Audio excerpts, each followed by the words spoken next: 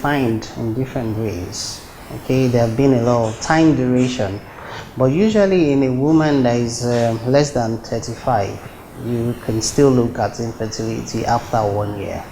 Okay, but if a woman is above 35, better start after 6 months. Okay, infertility has been defined as the inability of a couple to achieve spontaneous conception after living together for at least 1 year and having adequate sexual unprotected intercourse. Okay, so after about a year, you could start looking at seeking help if the woman is less than 35. Okay, but if she is above 35, usually between 6 months to a year is preferred. All right, and if you observe the way I introduced the concept of infertility, I did talk about certain terms, one of which is adequate unprotected sexual intercourse. The adequacy of sexual intercourse usually means at least 3 times in a week, usually on alternate days. Okay, and unprotected means you don't use any form of contraception or barrier form of contraception like condoms and things like that. Okay, and in terms of the concept of sex now as a big umbrella, there are different sexual behaviors out there, but for the purpose of this definition, we're looking at something heterosexual, male and female, not talking about any other kind of sexual exploits, but as designed, male and female, or if I'm allowed, a penovaginal contact. Okay, so it's when we now look into that and try and find out the possible defects that could have occurred along the line of the male or the female, then would we be able to provide help. Okay, infertility can be caused by the problems in the man or male and also in the female, and it could be combined, and in most cases we don't even know, it's unexplained. Okay, globally we have infertility affecting 1 in about 6 to 7 couples. In Nigeria we don't know how far, okay, because data is not really out there to support that, but globally we're looking at least every 1 in 6 or 7 couple has problems with infertility, and it is a global problem. The WHO had to define it as a disease because it is that enormous. These days people are beginning to come out of their shell. You know, in Nigeria or Africa as a whole, people are not so open, they don't talk about it, but because of awareness by different bodies like the AFRH in Nigeria, we go out there to talk about infertility. We have seminars where we discuss current things, we invite different speakers and we create awareness. As a matter of fact, I would suggest that if health practitioners could talk to every single lady from the high school, from secondary school, we will be able to curb the impact of infertility in our environment. It's better we nip it in the bud, catch them young. Let people talk, let parents talk to their boards, let them educate them. Because if you don't do that, these youngsters will get the information anyhow, either on the internet or through friends, peer pressure, and they might just start having complications from such early ages if they are not properly counseled. Okay?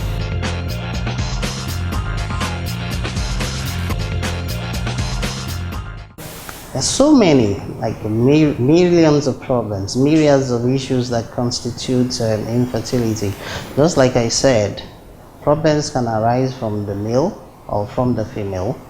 And from the male, it might just be a problem with just semen production, or in some people, the sperm cells are produced in the semen, but it's not enough, there is low sperm count, or perhaps something genetic, something hereditary, some environmental, impacts of some environmental factors could impact on infertility as well. And in a woman, lots of other factors. We could have, just like I said earlier, hormonal problems, endocrine problems, medical problems, high blood pressure, diabetes have all been associated with infertility.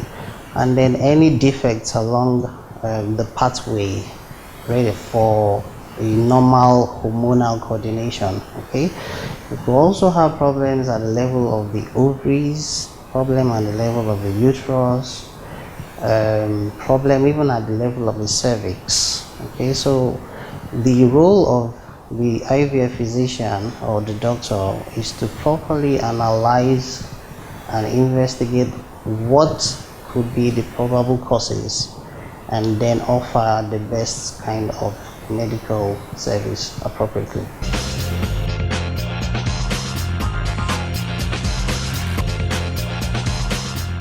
Well, these days, because of pollution, okay, people that work in certain fields like petrochemical industry, people exposed to plastic industry, people that are exposed to chemicals from herbicides, pesticides, people that smoke, okay, alcohol have also been, and then people that use some social drugs, cocaine, marijuana, and all sorts. So the environment does impact on that as well. We have chemicals like phytates, we have so many compounds that can affect sperm production, particularly causing problems with DNA. Okay, it could cause DNA fragmentation and things like that, and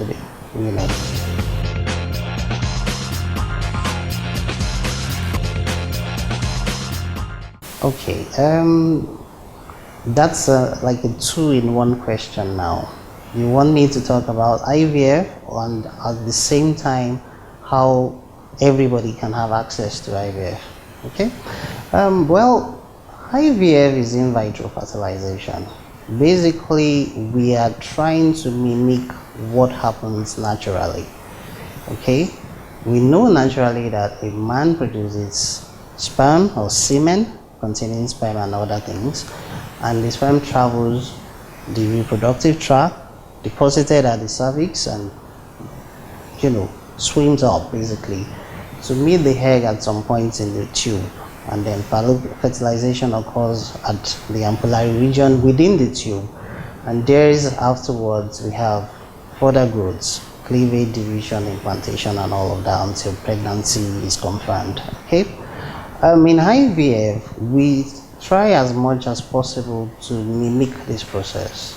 So we basically get the man to give a semen sample, we analyze the sperm, the semen parameters, we're looking at the sperm count, we're looking at the motility and the morphology, okay? And at the same time, we're assessing the woman to be sure she can produce eggs. Okay, so we use different tools. Scan, it could be a transvaginal scan, to monitor the growth of follicles. Okay, the follicles usually contain the eggs, and because we understand the endocrine parts, the way the hormones interplay, we exogenously give hormones to initiate the process of egg maturation, and at some point we give another special injection to trigger when this egg is fully matured, further maturing it, and then going for a retrieval. Okay, so basically we get sperm, we retrieve the egg, we fertilize in the lab, we prepare the endometrium where the growth of the baby will occur, and then we transfer in a very simple process, and then we follow up with some drugs and medications to ensure pregnancy is achieved. Okay, it is on the high cost because of fluctuations in dollar rates and currency presently, because most of the drugs are not produced in Nigeria, and because of the dollar rate there's been a hike in the prices. Perhaps if pharmaceutical companies in Nigeria could look into local production of these drugs and the apparatuses, instruments, and tools we use, the price would become readily available to the common man. Okay, certain banks have taken up they've widened the scope of their service and providing services for couples that want to get pregnant. Aware of the W initiative by Access Bank, where couples can approach the bank and obtain a loan at a reduced rate. And such services, which I commend, has been of utmost has been very helpful in this field. Okay.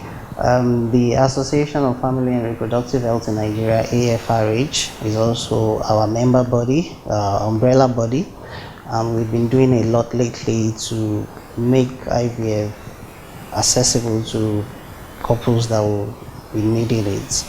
Yearly, we have conferences in different parts of Nigeria. 2015 and 16 was in Lagos. 2014-15 was in Lagos. Last year, 16 was in Port Harcourt.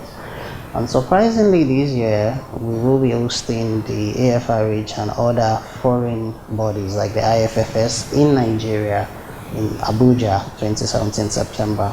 Okay, so we discuss ways through which we could make these services affordable to everybody. But I think that if the government could provide some form of support, okay, or introduce the treatment into the NHS, it would be something that would be well applauded. Okay, assisted reproductive technology involves a lot of processes and procedures that actually has to do with handling of gametes. Okay, IVF seems to be like one of the extreme of that assisted reproductive technology.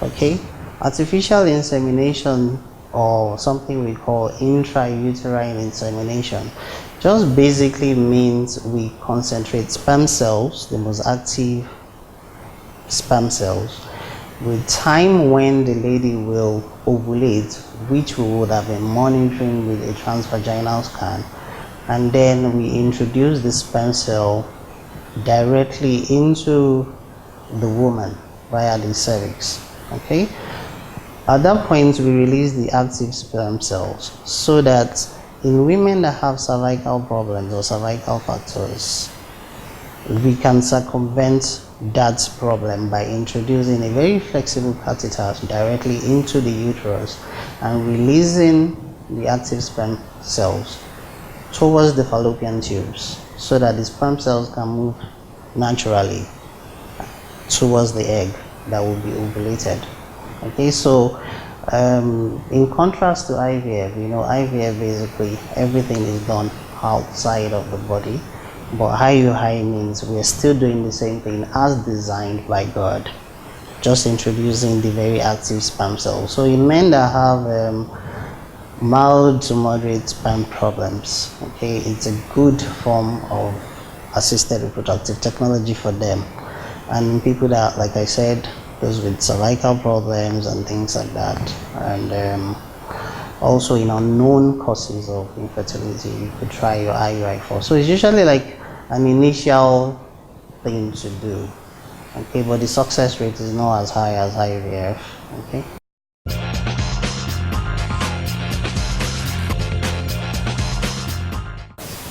Well, there's been that stigmatization that once a woman cannot achieve pregnancy, that it is usually a woman's problem. But it's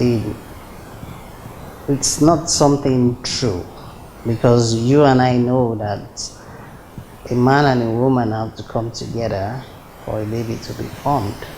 So if a man has some problems with sperm, male factor infertility, and the woman doesn't have any problems from investigations, then we have to tackle the male factor problem. But things are beginning to change because of awareness, education. A lot of blogging has been taking place. I run a blog online to educate people, and churches, we go to churches, we go to different places to talk about infertility treatments and things available. So that concept of usually attributing infertility to women is changing as more and more people are becoming aware.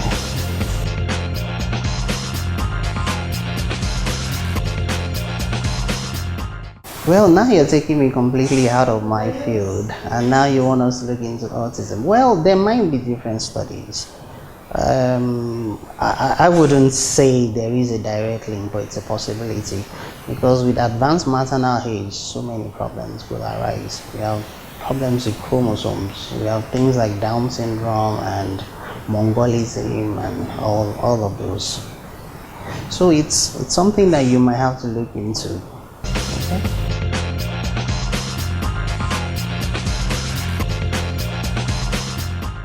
Well, those of us in private practice, most of the centers are actually privately run. Okay, we just have a few that are being run by the government. I know some in Lagos, Abuja, and maybe just and federal institutions, hospitals have started, doing IVF. But basically, it's always been run by private individuals, and they've been doing really good with it. The challenge is just the funding. How did the couples pay? Okay, how accessible are they to funds? And then if certain conditions are improved upon by the government, there will be a decline, a crash in the prices. Take for instance, you come into my facility now, I'm running on diesel. Okay, just imagine if I don't have to do that and there's constant power supply. My price will crash. It will definitely be reduced. Okay, so those are some of the little challenges we face. And also in terms of importation of drugs, we import drugs, we import catheters, we import retriever needles. Basically everything we do is imported. If they were locally sourced, like in India where they produce theirs, the prices are cheaper for them. Okay, so these are some few challenges we have. And then the other challenge is in terms of people's mindset. You go to churches, you go to places of worship, mosque, and a lot of people are still trapped in that ignorance web. Okay, we're not playing God in IVF. It's a science that God has given us the knowledge for, and it's something that we're using to help people. It's okay to go to church, you pray in whichever centers, that's fine. We appreciate that. But don't delay. That's my word to everybody. Don't delay. Okay? You keep fasting, you keep praying, it's fine. I understand that. We're all Christians, we love God. And Nigeria is a religious country, so it's okay to pray and seek God's face. But certain things, God has given the knowledge and made it available. It's only ignorance that is keeping people at home or keeping them in some religious centers. Seek help early, okay? And then try and get pregnant early. Marry early so that all these problems associated with infertility, especially in women, because they have a biological clock and it keeps ticking, okay? So I'll advise every young lady out there, get settled, get married. Start your reproductive ambition early and don't delay, don't tarry. If you go to the UK or the US, you see someone 18, 19 pushing 2 babies, one in front, one at the back. I'm not saying they don't have issues, but not as pronounced as we have in too many parts of the world. You see a young girl, a young lady, fresh from school, after BSc, MSc, PhD, professional bodies, ICANN, ACCA, everything. By the time she realizes she's 38, 39, and at that point, all the eggs in her ovaries will have declined drastically. Okay, so let's apply wisdom and let's try and do things in time.